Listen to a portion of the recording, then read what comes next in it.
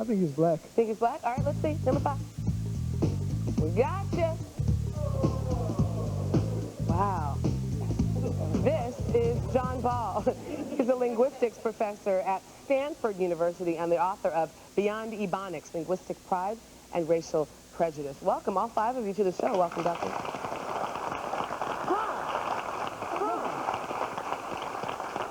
I wonder, Mr. Ball, this is something that's becoming more prevalent as a way to identify people and sometimes discriminate against them, isn't it?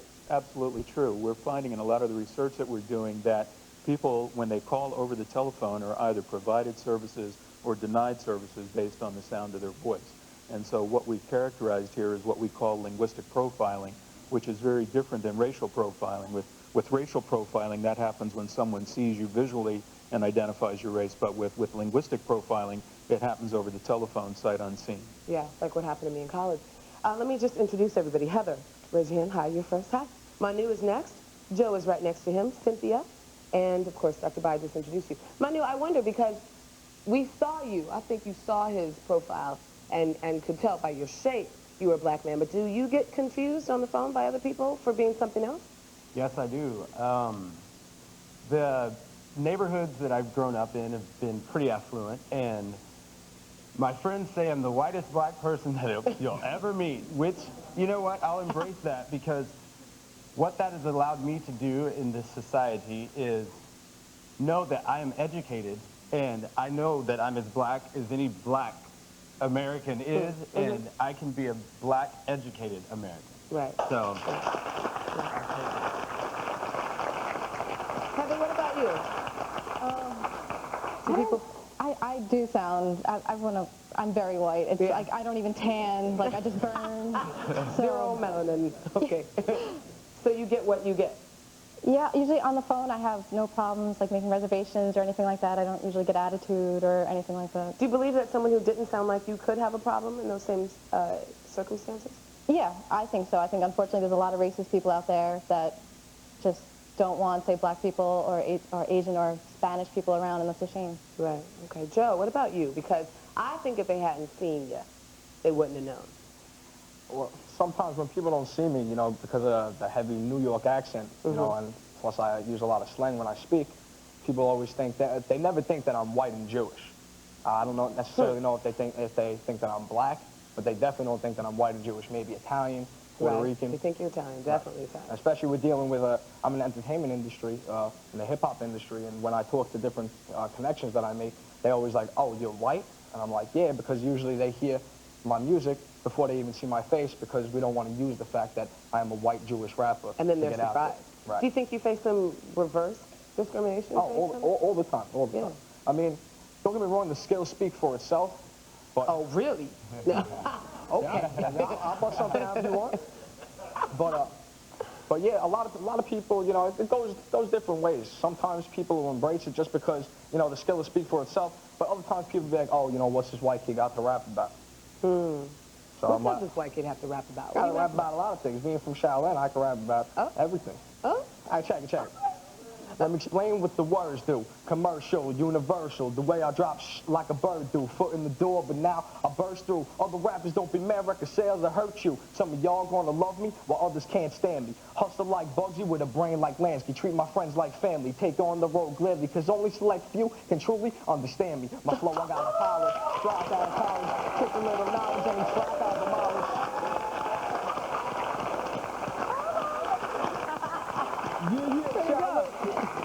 And Manu, on the other hand, cannot rap at all. I was just about to say that. I went to school.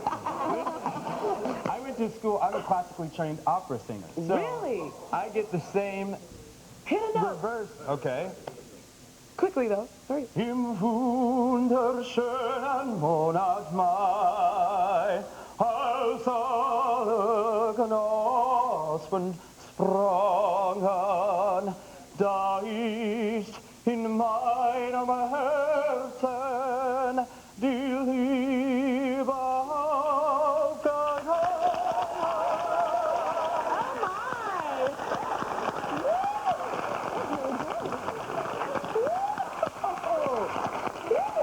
What language is that? That was German. German, really? Wow. Piece by Robert Schumann. I can't do Just that. flipping everybody's expectations all around. Cynthia, what about you? Because I wonder, we all thought you were white. Yeah. And what would it mean to sound Asian to you? I don't think there's such thing as sounding Asian unless, you know, you have an accent. So I know when I'm on the phone with people and I tell them I'm from California, they just right away assume, okay, California girl, blonde, blue-eyed. Yeah. And then they meet me and they're like, oh, wait, where are you from? I was like, California. Yeah. You know? I'm still from California. Yeah.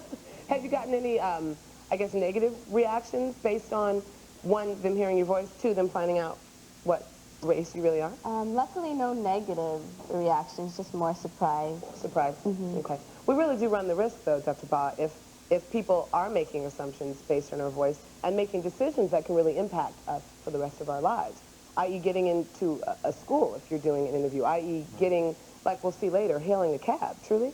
Well, I can't do opera, and I'm afraid I can't rap, but where I first stumbled upon this was when I was trying to rent an apartment. I used my professional voice when I called, and I was told in many instances to please come and look at the apartment. And in 3 or 4 instances when I showed up, okay, so my experience was a lot like Cynthia's in that no discrimination over the telephone.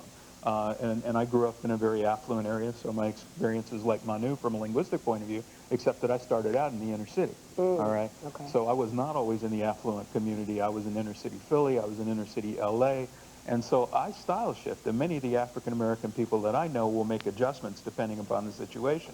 So what I did was I went back and I started to do some experiments, and the experiments over the telephone, I would call, and I would modify my speech a little bit, you understand? And I would say, hey, I'm calling about the apartment you have advertised in the paper. Pero yo vivo en Los Ángeles con los vatos en el barrio para 20 años, and I could call them and say, hello, I'm calling about the apartment you have advertised in the paper, all right? Exactly what Now, I did. so when I do that, the number of appointments I got went down, all right? But when I used my professional voice, I had no problem getting through the door, or at least getting to the door. Unbelievable. All right. Unbelievable. We have some of our own experiments we conducted. We'll show you a little later, and also when we get back. Can you tell what a criminal looks like? Do you think you could point one out, like in a lineup? Coming up next, we're going to meet a guy who says he spent 10 years behind bars just because of the way he looked. And we're going to put this audience to the test and see if they're guilty of profiling people by just the way they look, too. Come on back for that.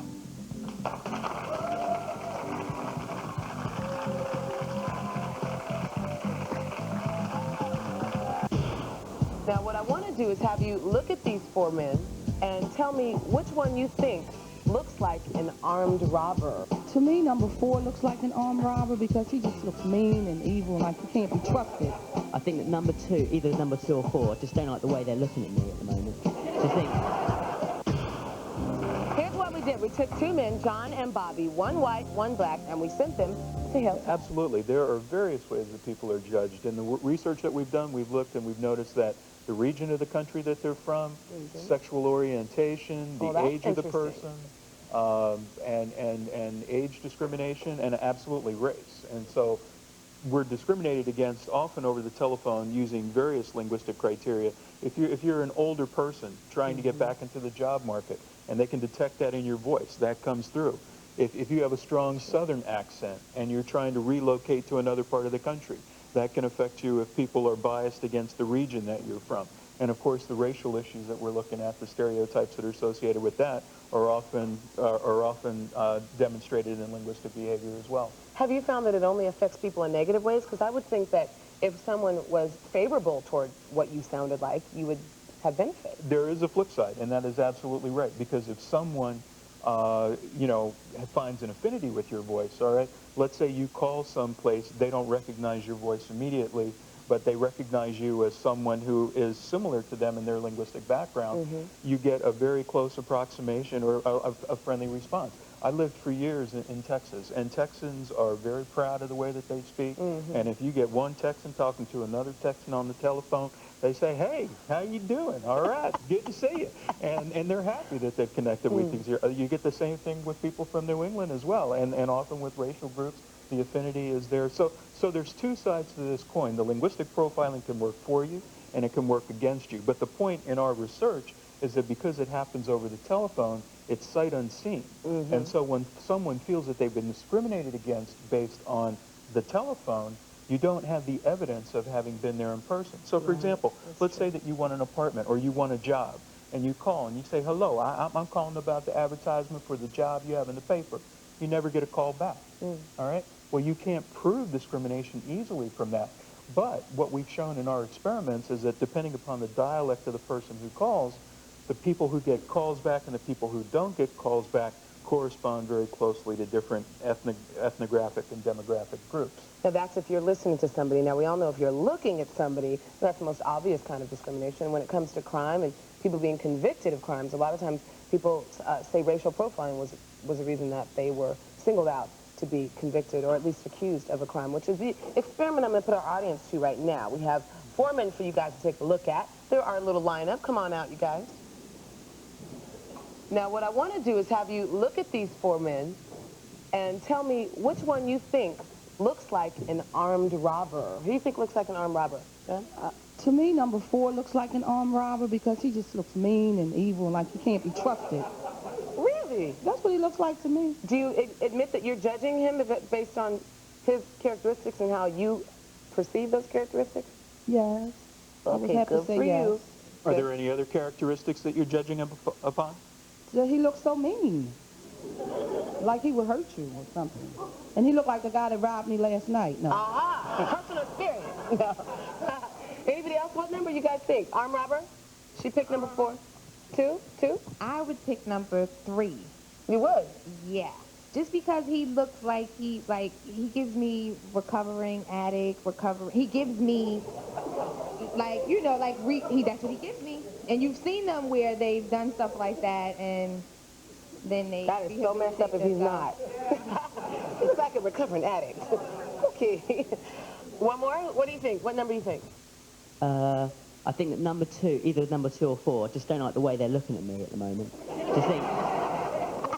They look mean. All right, well... Now, based on my linguistic profiling, I would say you were from Great Britain. You'd be right there. Good one. I'm going to make you guys wait to see who the robber is after this break. Which one looks like he robbed a woman? And we have some more for you to judge on them when we get back. One is really serious, and it's going to surprise you. Take a little break. We'll come back and see if you're discriminated. I know, all right? We'll be right back.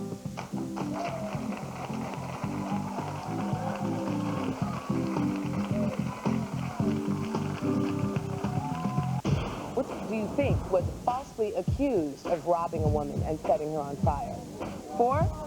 Why do you think? He's shady looking. That's what they said. 1, he's shady looking. 2, he looks like he don't like women. Here's what we did. We took 2 men, John and Bobby, 1 white, 1 black, and we sent them to Hill Cab. This is the one that kind of annoyed me.